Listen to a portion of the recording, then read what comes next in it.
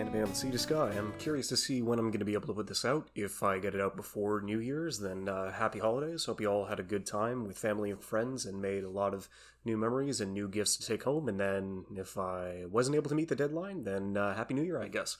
And as much as I would like to talk about all the great things that we've been able to go through and experience inside of 2023, I think I'm going to save that for the next episode, which could either be the first or second episode of the new year, so we're just going to have to wait and see how that turns out. But besides that, since there wasn't really a lot of news leading up towards the end of this year, most of that was lining up to shows that we didn't necessarily know the dates of, and some that were finally getting announced for the first time. So at the very least, I can talk about here for a couple of anime that I'm actually excited for and looking forward to leading into the next year in 2024. So at least for some of the ones that aren't necessarily Season 2s or remakes or anything related towards the rest of it, Metallic Rouge is going to be an original Bones production, which at this point I haven't necessarily felt like I've been let down at any case recently in terms of Studio Bones as a whole. And the fact that we're going to be getting a crime mecha show that has potential lesbian undertones or even bi, who knows, but those look like two very good friends that are leading up on the cover. We don't necessarily know, I'd like to say that we're going to get Uzumaki or Blue Box at some point, or Dan the Dan, in the next year. They've been announced. There's a very good chance that we might be able to see the three of those towards the end of the year, but it hasn't been guaranteed since they were only just recently announced based on how that was going to be the case. So they're definitely all the way into production, but whether or not we would get them in either the summer or the fall seasons, or hell, we might not be able to have the opportunity to see them until 2025. We're just going to have to wait and see how that turns out. But I do know that we are going to be getting the adaptations for Kaiju number 8, and next season, guaranteed, we are going to be getting Delicious in Dungeon, Dungeon Meshi.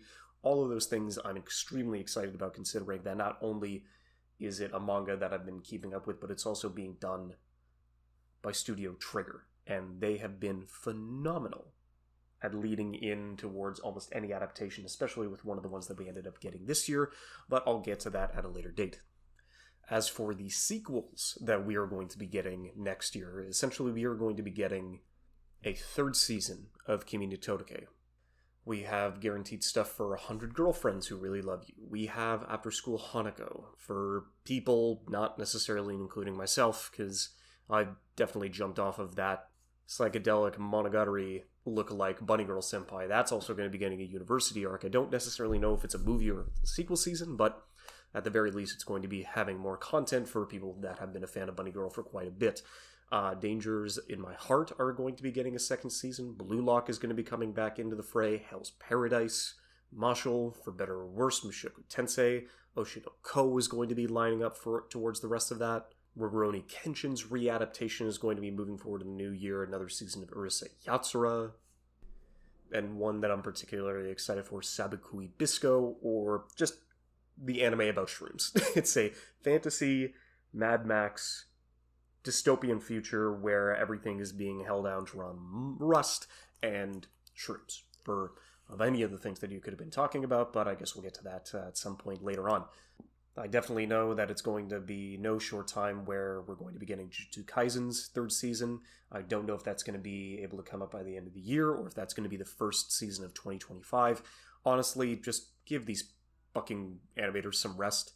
Jesus Christ, it's like we've already gone through the rest of that. We already saw the ups and downs that brought throughout the entirety of the Shibuya incident, but it's just, holy shit, there is going to be a breaking point for that studio, and honestly 2024 might be it, depending on how they're going to be leaning in towards the rest of this, because yes, we did end up getting the Chainsaw Man movie being announced, but if that's the same deal where MAPPA is going to be taking over the majority of the production and be nearly the 100% placeholder for producing the show, then odds are they're just going to do the exact same thing and put it right in between a handful of other productions that are going to be suffering because of it. So I'm extremely concerned about how the rest of that's going to go.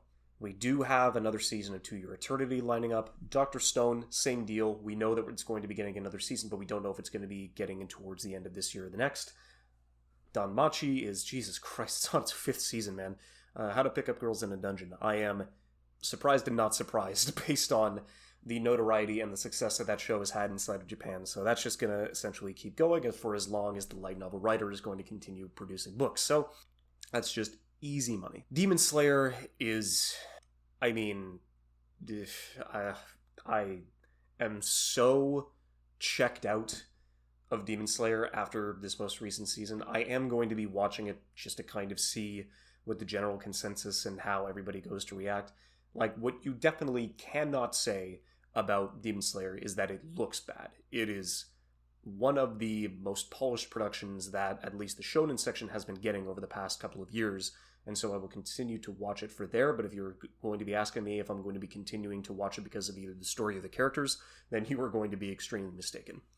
But for another shonen that's leading up towards the rest of it is definitely going to be My Hero Academia. I have taken a break for quite a bit of time on the manga. I'm pretty sure it's been 20 weeks, so what would that be, about 5 months since I've reread a chapter of My Hero, considering it's very much at a point in the story where it is like 90% done. We are running towards the conclusion, but it is a battle royale, fights are happening left and right, conclusions and character arcs are being either snipped at the bud or putting down an open and shut case on a lot of their characters. And so it's just, I will get back into it, and I know where they're going to conclude this season, but odds are, what I'm kind of curious about is that if they decide to make it a 2-cour 7th season, then how much will they be able to adapt, and will it be enough to the point where they would be able to conclude the story? Because I would say,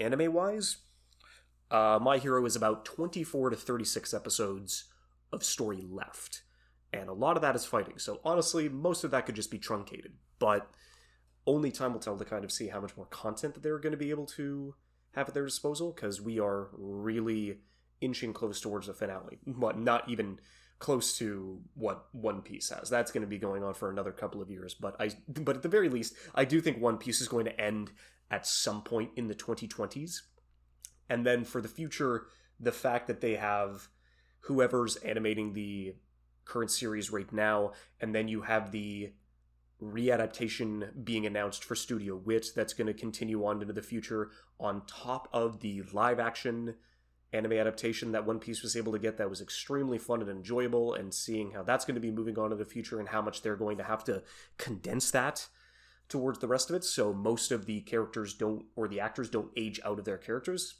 At that point, only time will tell. I mean, other things that aren't necessarily confirmed but are expected to be coming out within the next 2 years is that there's going to be a new Macross project. Ascendance of a Bookworm is going to be now adapted by Studio Wit, so that'll might come out by the end of next year, or we'll see again, same deal. Although the fact that Wit Studio is going to be adapting another hearty, I mean, I guess this is definitely an isekai rather than a fantasy in terms of Ranking of Kings. However, I really know a buddy of mine is going to be ecstatic about the gloss up that this show is going to be getting now that Wit is a part of the production. Apparently there is more Made in Abyss content in production, but I could only imagine the most that they could do is probably just a film, because last I checked, there is barely any content out past what the most recent season was able to adapt. So either they move forward with the author and try to get a full season of content out with his approval and with his notes, or just go with the movie route, because at the very least that'll have more than enough content for you to go through. But I'm not caught up on it, so I can't necessarily say if there would be a satisfying conclusion, or at least the length of an arc that they could go to adapt in that time. But that's only going to be able to go through. I mean, I am going to be watching the new season of Great Pretender, despite my grievances with the final arc of that series. The majority of it was extremely fun, and it was a good semblance of joy and thievery and that kind of same feel that you get like watching an Ocean's 11 sort of deal, so that's definitely going to be leading up through. And then we're going to be getting a little bit more of Cardcaptor Sakura's Clear Card, which I still haven't watched and caught up to, even though I did watch the original as well as the films, but it's definitely one that's not really going to be too much of a priority for me to get back to, considering how much I still have to go through. But only time will tell, and we'll just kind of see how the rest of that goes. We are going to be getting a Given movie, Chainsaw Man as well. Apparently, Eminence's Shadow is also going to be getting one, but I have no idea if that's going to be the rest of it. Either a compilation or like a sequel, who knows? Although the fact that we are going to be getting a Ranking of Kings movie potentially next year is getting me extremely excited on how they're going to be able to push the story forward, since we only got a fraction of it with kind of like season 1.5 that we ended up getting. I can't remember if it was this year or last year, but only time will tell. So yeah, thankfully there's quite a lot to look forward to leading into the new year, but for the main topic of the episode, this is something that I was finally able to not necessarily catch back up on, but watch, read, and test the adaptations of what this entire series was able to reimagine itself as over the past month, and that is Scott Pilgrim Takes Off, or Scott Pilgrim Fucks Off, or the rebuild of Scott Pilgrim. Essentially any of those could work, but it's just such an interesting franchise to me, considering that my relationship with this series and this just IP as a whole is a very common one, where up until a month ago, I had only watched the movie that came out back in 2010 with Michael Cera and the entire star-studded cast that we will eventually get to. But at the time, I was just a teen who liked nerdy things, but not the specific nerdy things that Brian Lee O'Malley was a fan of and what got him invested to create this story in the first place.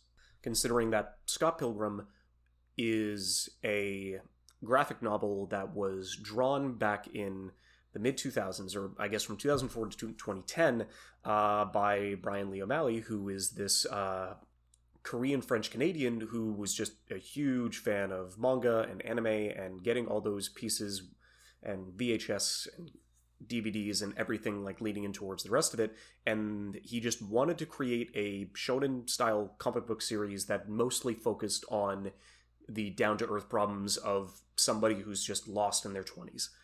And so we got a lot of inspiration from that, a lot of inspiration from Fooly Cooly, a lot of inspiration from like the relationship dynamics and the harem aspect of Ranma 1/2.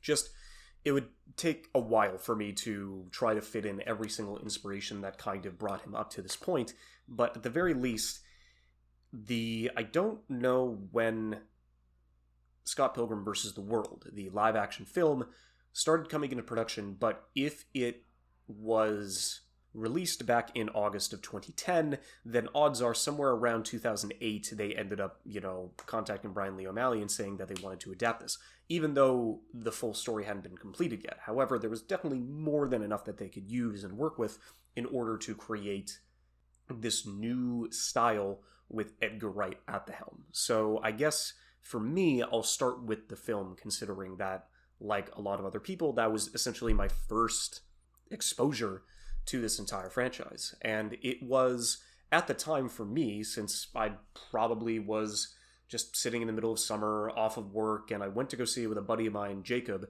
and we were both like having a really good time. He was like pointing out all these references to me that I couldn't necessarily get, but at the very least, for that point, it was really fun, really quick-witted, had an amazing time with it, and I never touched it again for years and years and years. I caught the back half of it. I remember catching the back half of it on TV because I was going through just soreness and pains after recently breaking my collarbone, and it was just there, and I caught the back half of it, and it was just really fun, and it was just a lot more entertaining than I remembered it being, since this was like 2016. And it was definitely something that, now that I think about it, has been another 6 to 7 years until I decided to go back and revisit it, since this was the last thing on the agenda that I had to go through, because I watched the anime, and then I read the graphic novel, and then I rewatched the movie, now knowing all of essentially who I was even in 2016, who I was back in 2010, and who I am now is just a much more evolved and exaggerated version of what I was now, because now every single reference on that screen is just jumping out at me. Every single piece of information, every reference, the fact that Brian Lee O'Malley himself was one of the bar patrons in the movie, now going through a lot of Edgar Wright's itinerary and like being such a phenomenal director, and especially with his editing style, making almost all the comedy and the action scenes pop. It was just such a phenomenal look back to get back into this film, and it just being such a blast, and a film that for me wasn't as motivational and it didn't hit me the same way as it did back when I was a teenager. Now hits more uncomfortably close to home in some ways, but gets elevated due to the now knowledge that I have 13 years after that original movie came out, with everything that has gone through with me being an anime fan, following a lot of the same stuff that Brian ended up doing way back in his teen years, getting to the things that inspired him and the things that inspired the writing and creative crew on the live-action Scott Pilgrim movie, to them getting all of the classic actors and actresses that performed in that movie 13 years ago to voice the English dub for the anime that ended up coming out prior. Because it was just crazy to me, thinking back 13 years ago, how basically all of these people, how far they've all come, like over the span of these years. And this cast, in hindsight, is insanely stacked. I mean, of course, Michael Cera, he's been in like more things than you can count. I absolutely loved him in the Barbie movie, which was the most recent thing I'd seen of him. I mean, Anna Kendrick, who was Scott's sister, she's been known for Up in the Air. She was in all the Pitch Perfect movies. Mary Elizabeth Winstead as Ramona essentially like goes through with Death Proof. She's been in the Die Hard movies. She did a phenomenal job in 10 Cloverfield Lane. The reason why she looked so familiar to me in Ahsoka was that, considering that she plays Hera, and it was like, why is it that, look, I haven't seen Star Wars Rebels, but why is it that her face looks so familiar to me? And I can just see Ramona through all of the green makeup and tendrils, and it was just, oh shit, that was exactly where I was going through. And then also like leading in for a phenomenal piece for a couple of episodes in Love, Death, and Robots, as well as Birds of Prey. Aubrey Plaza, who essentially went through Ingrid Goes West, as well as her huge defining TV role in Parks and Rec. Like, Chris Evans, do I need to iterate on Chris Evans and how big of a movie star, how he has essentially become his own Lucas Lee in his own right, with the amount of success that he's been able to garner over the past 13 years? Like, Jesus Christ. Brie Larson in the same deal, where she was able to go through Short Term 12, The Room. Well, okay, not The Room, not with Room. Let's not get ahead of ourselves here. Just Room, which was a phenomenally well-told drama series, especially about that kind of a kidnapping and locking, and then leading in towards her success inside of the Marvel Cinematic Universe on top of that. So it's just insane how all of these actors essentially like came through and were not only able to find success inside of that way, but to all come back to this specific tiny project that they worked on 13 years ago. Kieran Culkin, like Wallace Wells, he's easily like one of my favorite characters of the show. And the fact that Kieran's been able to like take all of that after 13 years throughout his entire career and then come back for this small tiny piece, even after all the success that he's been able to find inside of Succession, like, holy shit. And the biggest surprise to me was that of all, like, the narrator inside of at least the live action television series, the fact that all along was Bill Hader. I had no idea. To say this cast was stacked is an understatement, and it was just such a joyous kind of moment to see all of them come back just for this specific project. It gave me such joy. And so, after going through the entire film again, it was just something where I'm kind of glad that it didn't necessarily stick with me, although it just hit at a different time, and it wasn't something that I would imagine going back and reading and like figuring out the rest of this, especially with how all the characters figured out themselves towards the many iterations of this franchise. Kind of seeing everything being brought to life, like even not necessarily in color, because this entire classic graphic novel that Brian Lee O'Malley was able to make was all in black and white initially, and it wasn't until 2012 to 2016 he was able to go back and recolor it and redraw it.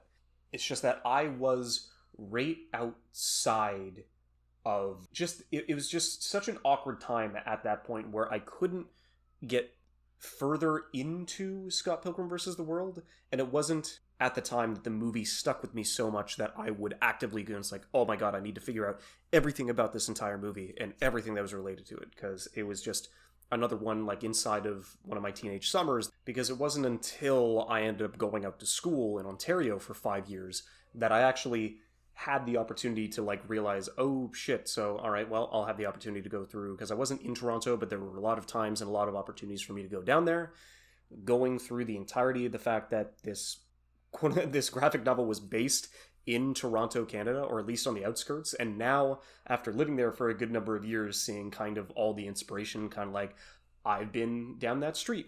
I know that nightclub. Oh, hey, every single one of those houses is just like, oh, yeah, no, I literally just lived in those towards the rest of it. Not necessarily on the outskirts, but the architecture inside of Kingston was incredibly similar towards the rest of it. So me going back to this now kind of just gives me that sense of a rediscovering of an old friend. And it's just such a pleasant feeling to essentially go back to now, knowing everything that there is to know about this franchise. Because going back to the start, Brian and his crew making this comic took a lot of inspiration from the libraries and the architecture and a lot of the big landmarks inside of Toronto whenever he was making this. But it was the entire Scott Pilgrim, at least name, was based on a song done by Plumtree singer Carla Gillis, considering that it was a positive but bittersweet song that really inspired him to create this character around it with all of the anime and manga trappings that he had been such a fan of for a good number of years. And reading that after all this time definitely makes me understand how there was such a cult following behind this, considering that North America as a total, I don't believe it got as big as people would have hoped, but seeing this evolve over the course of time, especially like in Canada being like this dead set Canadian property trying to, I mean, not necessarily trying to produce the best aspects of Canadian life, because there's not a lot that we can give, especially when it comes out inside of this movie and inside of the graphic novel, where it's wet, it's cold for most of the year, especially in Ontario, and the landmarks and the things to do, you're definitely kind of like grasping at straws to figure out the rest of this. But the way that Brian was able to go through and inject a lot of his hometown nostalgia and feeling into his world definitely gives it something that is familiar and homey, even though I wouldn't have known it at the time, since I'd only visited Toronto like once or twice before 2010. But then now, that's an entirely different story. But that's beside the point. It is definitely going to be not necessarily a landmark, but honestly a to-do list, which would be a good, fun thing to do for a day, to go through and walk around Toronto, reliving and kind of checking back on the actual live music halls and venues and libraries and structures and basically everything that he was able to inject into his work. But the graphic novel as a whole, it moves very quickly for one that is 6 volumes long. You're looking at anywhere between 2 to 260 pages. And it's just something that I didn't get the first time when I was watching the movie, is that I was still a teenager that wanted to see the protagonist win, and I hadn't seen a lot of movies where the protagonist was not necessarily a paragon of either leadership or discipline or anything. Because going back and watching this now, seeing that Scott is mostly a scumbag in every iteration that he has been shown, but you still at least want to see the people around him be happy and kind of see the rest of it. Unfortunately, the majority of their happiness is surrounded on him getting the girl in the end, but as he's able to go through and learn to accept himself and figure out, like, these are the mistakes that I made, and learning from them rather than just forgetting about them just so he can make the same mistakes again, was definitely a phenomenal way to kind of go and wrap up his character, to try to see how he would be able to bring happiness not only to himself but to everyone around him. And so reading the graphic novel, especially with the colors that it does have now with the redraws, it really makes it pop. And this kind of story is so uniquely Canadian and timeless to the point where I would recommend anybody read it, watch it, just whatever they can to get into this franchise. It is definitely something that I could universally recommend, especially with how the novel kind of goes through. I would say that Scott is his most deplorable inside of the novel, considering that you don't want, especially in the movie, to have your main character be too much of a scumbag so you can at least empathize with him. However, he is dating a high schooler in just in every single iteration, which is just crazy. And it's like, oh Jesus.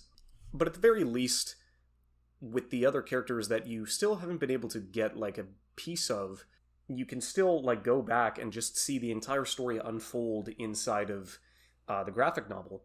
And it is something that I could just easily recommend to anybody getting into this franchise as a whole. Like whether it's either video game references or anime references or anything, there's going to be something that anybody has the opportunity to enjoy, especially when it comes to this one.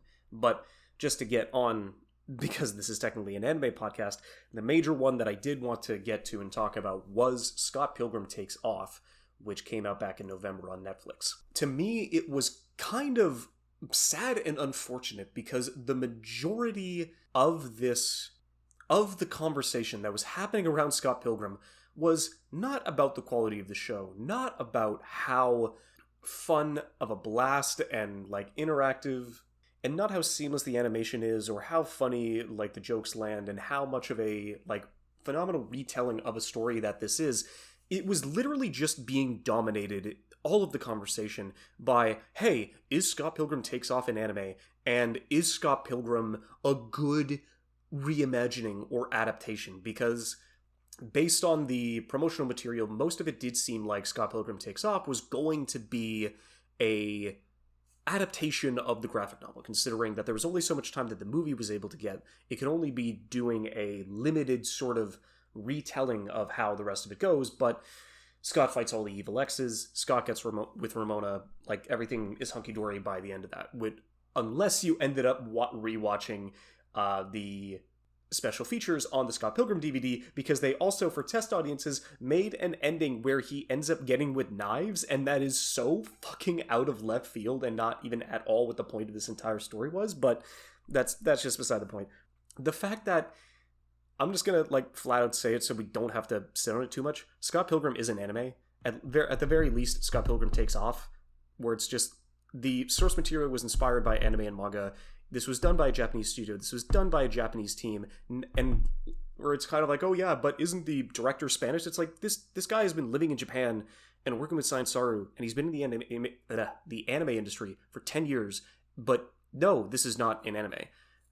It was voiced by the English cast first, which I will definitely accept, because there was only so much that you can do, especially with actors nowadays with their schedules. So trying to get all of them in the booth within a specific time frame to try and get this show out by the end of the year, that was definitely an imperative and important piece that they had to if they wanted to get this entire cast back together. So that's totally understandable for getting all of the English voice work out of the way first as a priority before the rest of the animation was done.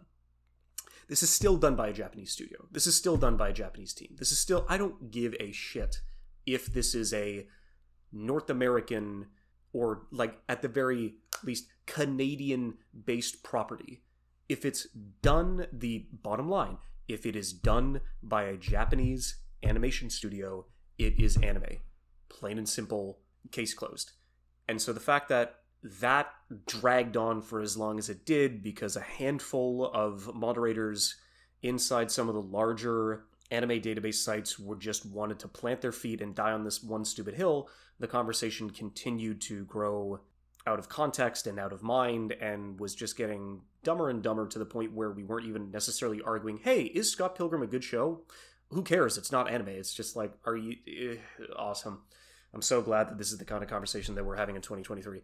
But then the conversation ended up shifting over towards, is it a good adaptation? Because now you have all of these people who have been fans of Scott Pilgrim since 2006. They've been a part of this franchise for 17 years, and now they're coming out of the woodwork saying, oh, But this isn't an adaptation that we wanted. This is just a reimagining. This is something else entirely. Why are we doing a remake when all we wanted was an adaptation? And I can get that, especially when most of the production and most of the promotional stuff was just saying, hey, this is a Scott Pilgrim anime. It's like, oh, cool. So we're going to be getting Scott Pilgrim in an animated production.